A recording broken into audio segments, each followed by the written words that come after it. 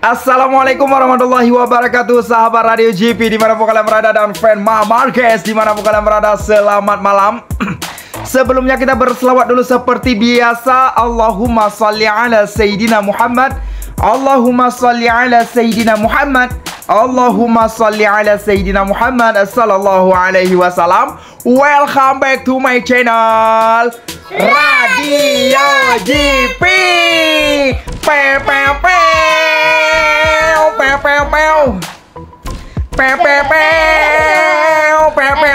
Oke teman-teman, welcome to Radio GP, yang mana pada malam ini ada berita sedikit ya mengenai kemarin adalah race MotoGP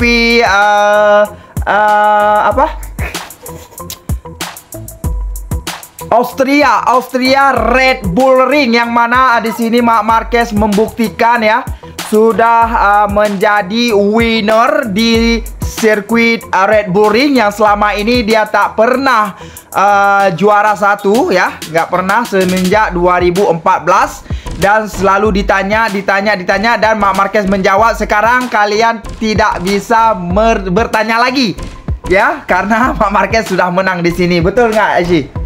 Betul. Oke. Untuk minggu ini kita akan menuju ke Hungaria ya, sirkuit Hungaria, yang mana di sini ada jadwal MotoGP. Nanti di ujung acara kita akan tunjukkan ya. Jadi untuk saat ini, yang mana kemarin sudah terjadi duel sengit ya antara Marc Marquez dan Marco Bezzecchi, yang mana sangat luar biasa sekali ya. Sampai-sampai si Marco Bezzecchi mengatakan, "Marc dan saya berduel dengan baik meskipun saya ingin memperpanjang lebih jauh. Saya sedang bertarung dengan Marc Marquez dan Vermin menjelang pertengahan balapan. Saya mengalami sedikit masalah dengan motor dan harus sedikit melambat. Saat itu saya semakin jauh dari Marc Marquez ya." Dan untuk Marc Marquez, yang mana tujuan saya adalah langsung memimpin, tetapi saya kehilangan waktu saat bertarung dengan Pecco di dua lap pertama. Saya menyadari bahwa rem belakang terlalu aus di bagian pertama balapan, jadi saya membiarkan Marco melaju dan membiarkan bahan mendingin. Ketika saya melihat motor yang mulai bergerak, saya kembali menyerang. Jadi di sini Marco Bezzecchi dia mengaku memiliki terkendala sedikit dengan motornya ya, dan Marc Marquez juga mengatakan sedemikian. Sempat juga dia ditinggal jauh oleh si Marco Bezzecchi. Rupanya alasan Marc Marquez kenapa, karena dia merasa bahan belakangnya haus ya, mulai haus, dan Marc Marquez mulai melambat. Di situ dia mulai berpikir sejenak, menarik nafas dan berpikir bagaimana caranya, dan dengan begitu juga sambilan untuk mendinginkan bahannya ya. Dan di saat bahannya sudah mulai mendingin, Marc Marquez langsung tancap gas dan memotong Marco Bezzecchi dan meninggalkan sampai finish ya. Dan di sini juga si Marc Marquez terkejut ya, terkejut dengan melihat template di apa yang para tim memberitahu ya, yang mana Fermin Aldeguer sedang mengejarnya.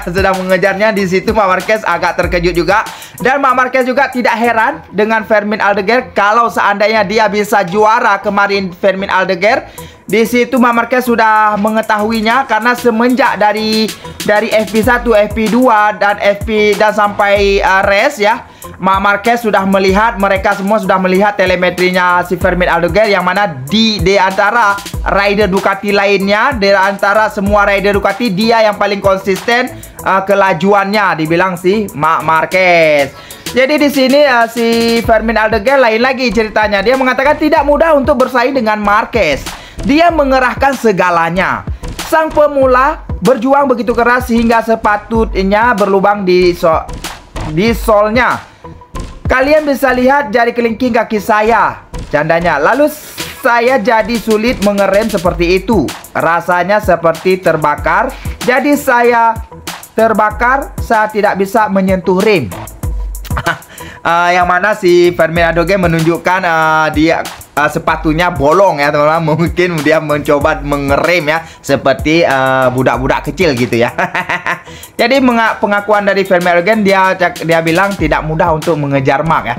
Sebenarnya kalau Mimin perhatikan ya, kalau ada beberapa lap lagi ya, ada beberapa lap, paling kurang 5 lap lagi, Mimin rasa Fermin Aldeguer bisa melewati si Marc Marquez. Karena apa? Karena Marc Marquez mengaku bannya pun sudah mulai aus. Ya gitu. Dan dari layar apa? Dari kecepatan setiap lap tersebut semakin dekat ya, semakin dekat. Fermin Aldeguer semakin mendekati Marc Marquez ya setiap lap. Oke, di sini Davide Tardozzi ya, di awal-awal sebelum race, di saat setting lap tersebut, Davide Tardozzi Mimin ada nampak satu video yang dia mengatakan, Marc, yang penting poin, santuy saja, yang penting selamatkan beberapa poin, kata Davide Tardozzi. Marc Marquez oke gitu. Oke ya, dia bilang. Tapi nyatanya sangat luar biasa sekali ya. Jadi pengakuan Davide Tardozzi ini, Marc Marquez hanya menunjukkan kembali apa yang telah ia tunjukkan hingga 2019. Kemenangannya menegaskan bahwa kebugaran fisiknya telah meningkat, sesuatu yang sempat membatasinya dalam beberapa tahun terakhir. Bakatnya tak pernah diragukan dan jelas ia merasa nyaman dengan motor dan timnya, kata Davide Tardozzi.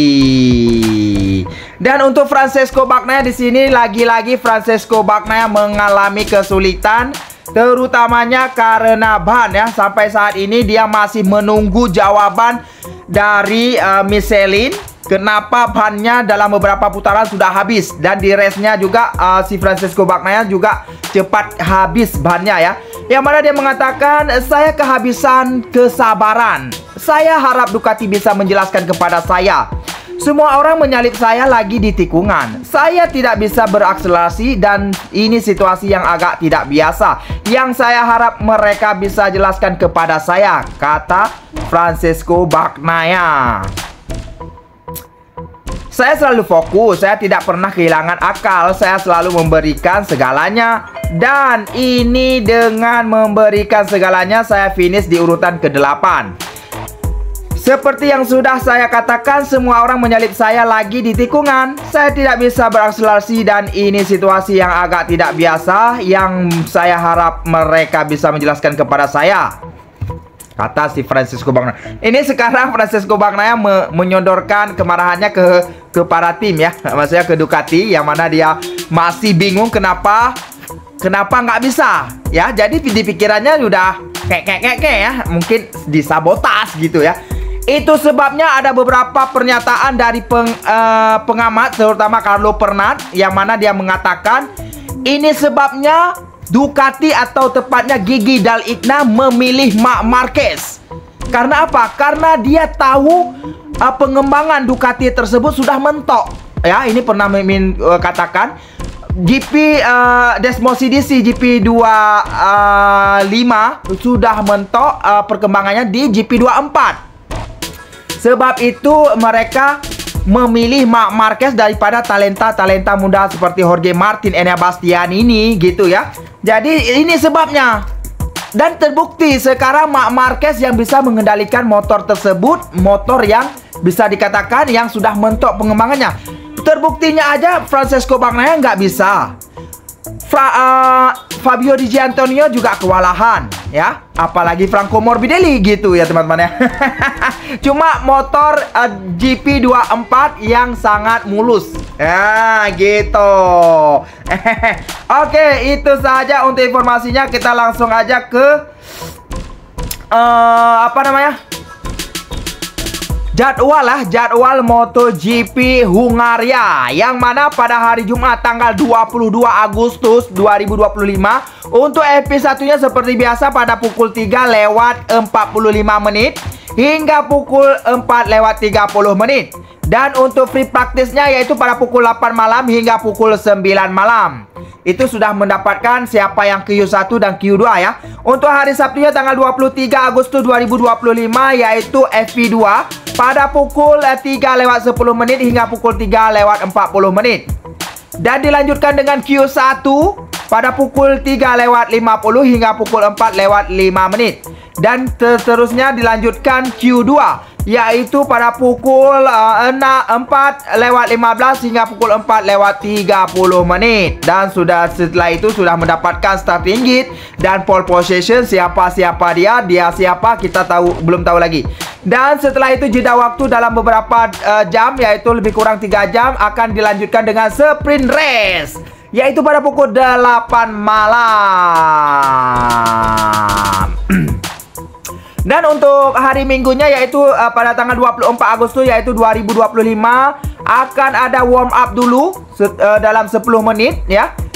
Setelah warm up ada naik odong-odong atau berjalan-jalan dulu para rider. Dan setelah itu ada race Moto3, Moto2, dan setelah itu race MotoGP pada pukul 7 malam.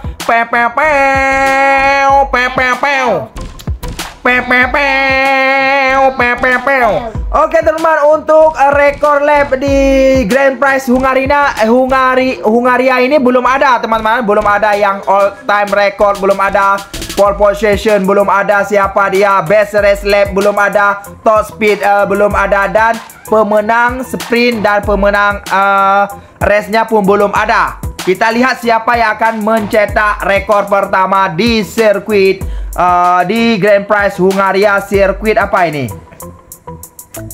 Sirkuit apa ini? Hungaria. Sirkuit Hungaria. Oke teman-teman, itu saja untuk informasi yang Mimin dapat sampaikan kepada teman-teman semuanya. Jangan lupa berselawat seperti biasa. Allahumma salli ala Sayyidina Muhammad. Allahumma salli ala Sayyidina Muhammad. Allahumma salli ala Sayyidina Muhammad sallallahu alaihi wasallam. Wassalamualaikum warahmatullahi wabarakatuh.